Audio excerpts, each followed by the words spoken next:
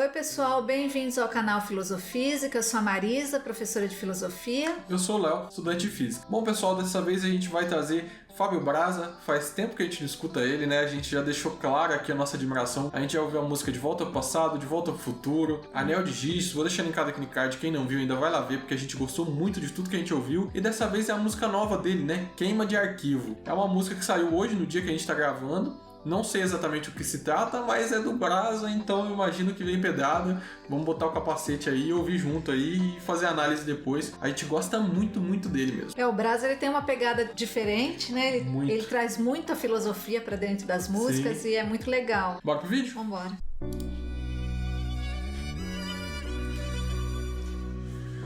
Ó, o brabo. Os manos que mataram George Floyd merecem um soco de George Foreman e Floyd. Meio Éder, hoje eu tô meio Tyson e meio Éder. Joffrey, pra tombar esses racistas podre. Fuck the police que não ouve. Não consigo respirar, mas não é Covid. Você sempre soube sobre distanciamento social no Brasil sempre houve. Dá um close, vê de perto o que eles fizeram com João Alberto. Espancado no supermercado, cuidado, mundão arisco. Se você não tá no grupo de ricos, tá no grupo de risco. O racismo não existe, disse o Bozo e o Morão. Onde vocês moram? A pandemia revelou bem mais a nossa divisão. Aê, cuzão, Covid me tirou o fato, mas não a visão. Quais vidas importam? É um fato tão óbvio, como eles ainda discordam. Mesmo se tivesse de Air Jordan, amanhã podia ser a sua Last Dance se os policiais te abordam. Eu não sou MC, sou doador de órgãos. Meu coração vai pra todos que são dessa justiça órfãos. Contra esse vírus tenho anticorpos. Eu sei, mas não canto o que vivo, hoje eu canto pelos mortos. Saiam das suas casas, saiam das suas covas. Hoje os mortos vão se levantar dessas covas rasas pra mostrar as provas que o sistema tentou apagar. Saiam das suas casas, saiam das suas covas. Hoje os mortos vão se levantar dessas covas rasas pra mostrar as provas que o sistema tentou apagar.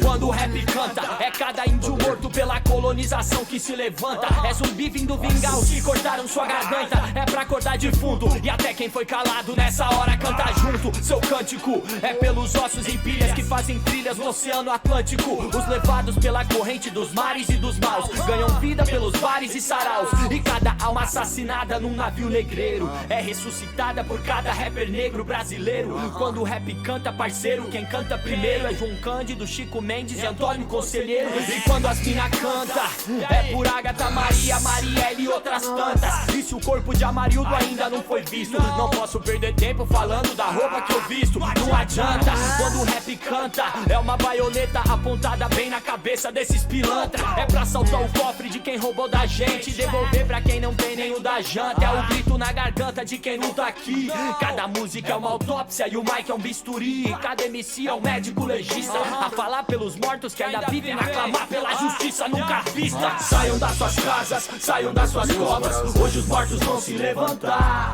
dessas covas rasas pra mostrar as provas que o sistema tentou apagar. Saiam das suas casas, saiam das suas covas. Hoje os mortos vão se levantar dessas covas rasas pra mostrar as provas que o sistema tentou apagar.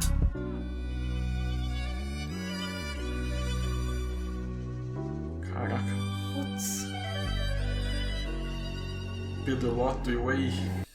Bom, o Fábio Braza, mais uma vez, ele não nos decepciona, né, pessoal? Ele realmente mantém o nível. Ele é muito rápido, muito inteligente. As rimas que ele coloca, essa música é muito legal. Parabéns, o Braza. Não sei se ele vai assistir esse vídeo, né? Mas caso esteja assistindo, parabéns. Mais uma vez, reforçando aí o porquê que nós somos fãs de você mesmo. Que é incrível essa música. Muito legal. Parabéns a todos que participaram. A produção musical ficou muito legal. O ritmo também. A gente vai ouvindo, aprendendo a conhecer, né, essa galera do rap e vai quase que desenhando um perfil deles. E o Braza, ele tem uma inteligência excepcional naquilo que ele fala e ele traz elementos assim que conversam o tempo inteiro com a história. Isso a gente acha muito interessante nele, né? Bom, para começar, o título da música, né? Queima de arquivos. Essa música fala muito das várias queimas de arquivos que ocorreram na história, né? Quando a gente pensa nisso, queimar arquivos, nos vem a ideia de um processo ditatorial na cabeça, né? Porque é onde acontece isso muito frequentemente. Então, em todas as ditaduras que a gente tem, você vai ver isso acontecendo. Mas também você tem inúmeras outras formas de queimas de arquivo, como na sociedade que a gente vive atualmente, onde não é uma ditadura, pelo menos na teoria, e mesmo assim as queimas de arquivos continuam ocorrendo devido ao racismo estruturalizado na nossa sociedade, né? E a música aponta para todos esses processos que ocorreram. E também você pode traçar o paralelo com a ditadura que ocorreu no Brasil, a ditadura militar, né? A gente teve aí a comemoração do aniversário da ditadura, né? Então é muito pertinente no tempo que foi lançada essa música, porque tá logo ali atrás do Bozo, né? Como disse o próprio Brasa, falando dessas coisas. Então, muito interessante esse título, porque nos faz pensar das várias formas que tem de se calar a voz de uma pessoa que é oprimida, né? A queima de arquivos é isso, basicamente. E é interessante a gente pensar que as tecnologias podem ser muito cruel em relação ao próprio ser humano. Se a gente pensar que a inteligência, a racionalidade do ser humano criou o Holocausto, as perseguições na ditadura, as formas de violência sobre o corpo, parece que cada povo, cada cultura vai encontrando ali as formas de eliminar os corpos, de calar a voz. E claro que o Brasil também tem as suas perspicácias em relação a isso, e é o que o Brasa vem falando aí. E ele começa citando uma coisa muito legal na música, que é quando ele diz ali que o distanciamento sempre ocorreu no Brasil, né? O distanciamento social. A gente já ouviu isso em uma outra música também, agora eu não vou lembrar exatamente qual é, mas onde já relacionava esse termo também, falando que dependendo da cor da pele que você nasce, no Brasil, o distanciamento social sempre existiu. São as pessoas que vão passar do outro lado de você na rua quando tiver escuro, porque elas vão ter medo. Isso, obviamente, é fruto do racismo velado que existe no nosso país. Esse racismo que já está institucionalizado. Então as pessoas já estão acostumadas a moldar na cabeça delas que a imagem do bandido, que a imagem do ladrão, do traficante é o preto. Então eu tenho que me defender do preto, tenho que desviar dele na rua. Então ele está ilustrando isso de maneira brilhante, fazendo um paralelo com o Covid, com o distanciamento social que a gente tem, mas demonstrando que o distanciamento social sempre existiu. E a gente pode falar até num distanciamento arquitetônico, geográfico disso. E sempre associando a justificativa do homem preto como um homem violento. Então eu preciso me afastar dessa violência.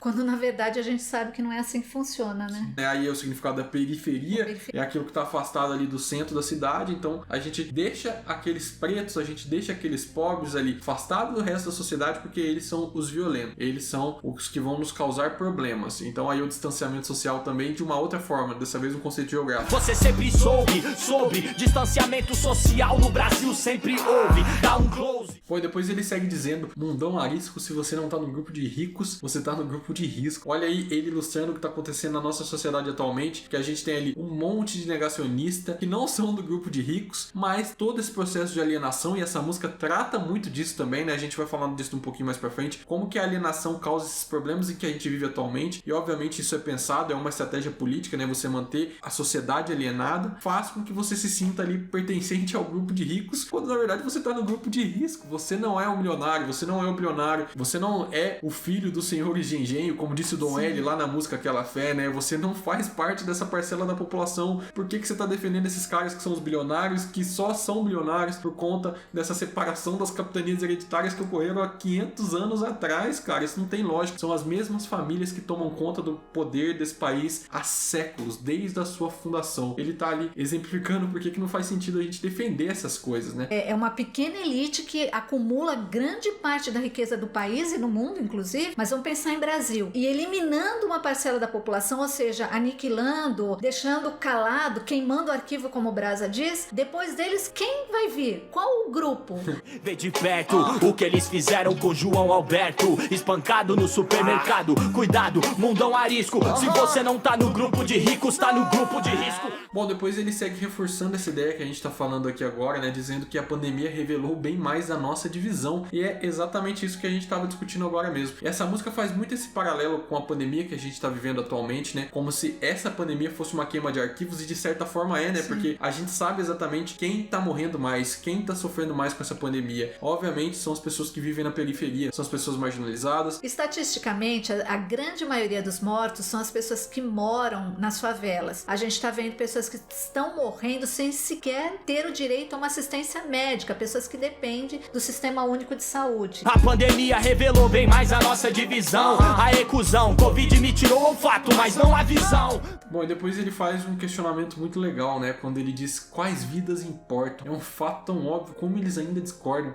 Isso é muito inteligente para nos fazer pensar o quão hipócrita é essa frase, né? Essa ideia de tentar entender quais vidas importam. Porque pro Estado, pra sociedade em que a gente vive, é muito claro quais são as vidas que importam. Mas olha a hipocrisia. O que deveria acontecer de fato é que todas as vidas deveriam importar. A gente não devia estar escolhendo como estamos escolhendo há 500 anos na história desse país. Faz 5 séculos em que nós escolhemos quais são as vidas que mais importam. Então é brilhante a maneira dele chamar a atenção na contradição dessa frase, né? Quais vidas importam? Porque quando você seleciona, você já está excluindo outras. Exato. Quais vidas importam? É um fato tão óbvio como eles ainda discordam. Mas eu gostei muito da referência que ele faz ao basquete também, onde ele diz ali que mesmo se você tiver de Air Jordan, pode ser a sua last dance se os policiais te abordam. Air Jordan é uma marca de tênis que vem lá do Michael Jordan, né, o maior jogador de basquete de todos os tempos, e Last Dance é um documentário que fala sobre a sua vida, e na tradução literal significaria a última dança. Então pode ser a sua última dança, o seu último suspiro se os policiais te abordam no nosso país, mesmo se você tiver de Air Jordan, que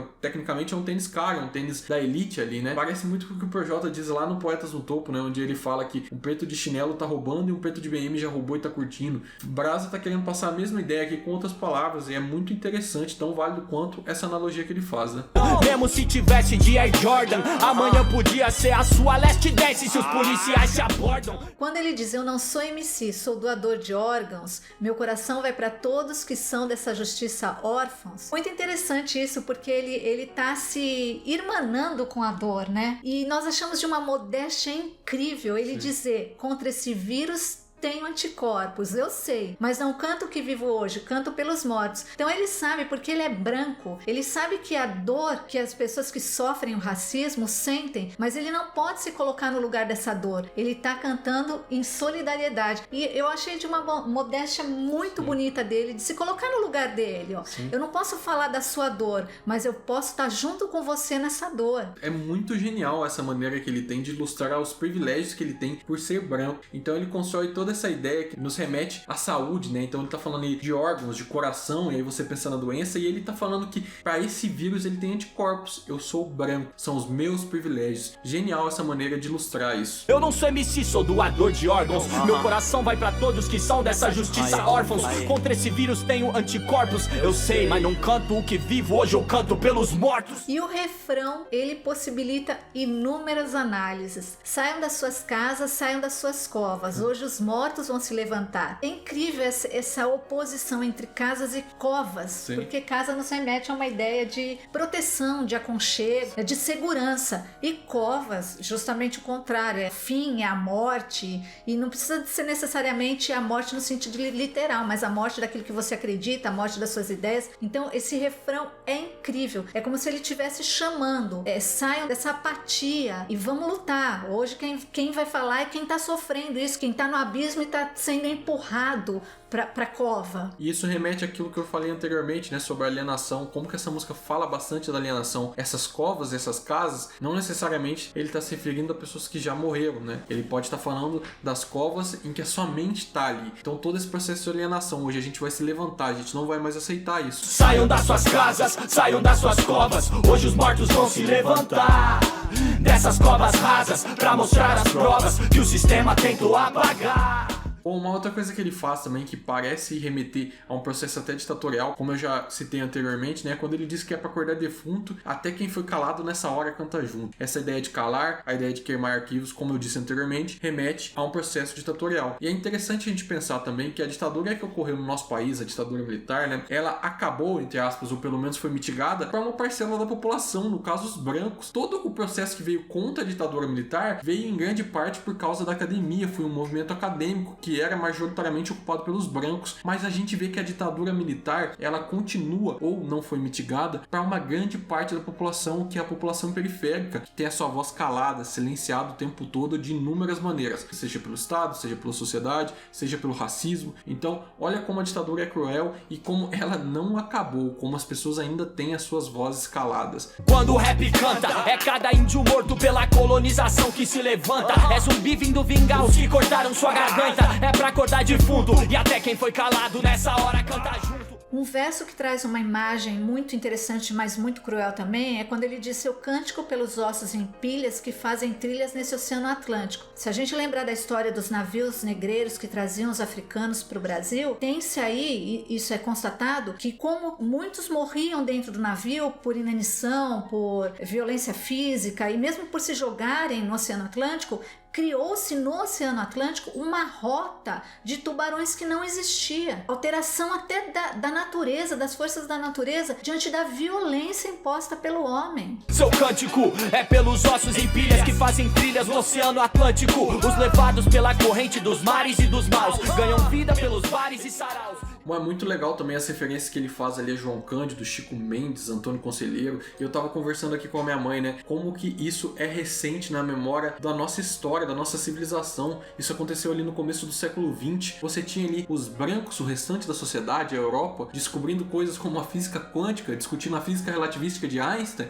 Enquanto isso, os pretos estavam recebendo chicotadas. Eles estavam lutando por serviços básicos da nossa sociedade, serviços mais subalternos, onde eles eram tratados ainda como escravos. Então olha a crueldade disso, né? Como que isso ainda é uma ferida muito recente na história da humanidade. Cada alma assassinada num navio negreiro é ressuscitada por cada rapper negro brasileiro. Quando o rap canta, parceiro, quem canta primeiro é João Cândido, Chico Mendes e Antônio Conselheiro. Cita aí o nome das meninas, que traz a voz dessas meninas que infelizmente foram assassinadas brutalmente, como a Ágata, uma criança, a Marielle, que completou 3 anos e até agora nada foi constatado e foi provado sobre o assassinato dela. E quando as mina canta, é por Ágata, Maria, Marielle e outras tantas. E ainda nessa linha, falando sobre doenças, né? Quando a gente pensa sobre isso, ele diz que cada música é uma autópsia e um mic é o bisturi. Cada MC é um médico legista. Essa analogia, eu realmente nunca tinha pensado nisso. É uma analogia fantástica. Cada música é uma autópsia porque vai trazer as causas da morte. A morte em si, a autópsia, é relativa à morte. Então trazer essas vozes que foram caladas há tanto tempo, mas que estão aí, né? Estão junto com a gente ainda e junto com essa luta. E o Michael Bisturi realmente porque nos vai cortando e vai cortando todos esses preconceitos, tentando desconstruir isso, fazer a cirurgia. Então ela é cirúrgica mesmo. E o próprio médico legista é aquele que vai falar pelo morto, né? Ele que vai dar as causas da morte e aí ele tá fazendo a relação com o MC. O MC, nesse caso, é o médico legista, aquele que vai lutar por essas causas. Olha aí ele falando da Marielle, olha quantos outros rappers falando da Marielle também, que já morreu, como a mãe disse, faz 3 anos, mas a causa continua viva em nossas memórias. E ele fala disso, né? Lutando por aqueles que nunca conseguiram clamar justiça. Claro, não clamam por justiça porque foram queimados, né? São arquivos queimados. Exato. Aí. Então essa imagem eu achei fantástica nessa música, porque realmente ele descreve qual é o papel do rap e do rapper no nosso cenário cultural. É o grito na garganta de quem não tá aqui. Cada música é uma autópsia e o mic é um bisturi. Cada MC é um médico legista, a falar pelos mortos que ainda vivem, a clamar pela justiça nunca vista. Bom pessoal, eu espero que vocês tenham gostado do vídeo. Parabéns ao Brasa, parabéns a todos que participaram desse vídeo. Realmente ficou um trabalho muito bom. Eu com certeza vou ouvir essa música novamente. Mais uma vez, faz a gente ser ainda mais fã do Brasa. Você é muito gênio, cara. Muito obrigado aí por estar compartilhando um pouco da sua genialidade com as outras pessoas e nos dá o prazer de ouvir aqui, debater e fazer análise em cima disso. É maravilhosa a letra. Eu fiquei realmente muito reflexiva sobre isso, porque ele traz umas questões que são importantes e a gente ouvindo isso, né? A gente se sente também no lugar dele ao falar. Mas eu só queria deixar uma reflexão aí que eu acho que cabe muito bem nessa música. É uma frase do Bob Dylan que dizia: se você não nasce todos os dias, você morre todos os dias. E ele tá fazendo a gente renascer e pensar sobre isso, que é muito importante. Proves the one that he not busy being born is busy dying.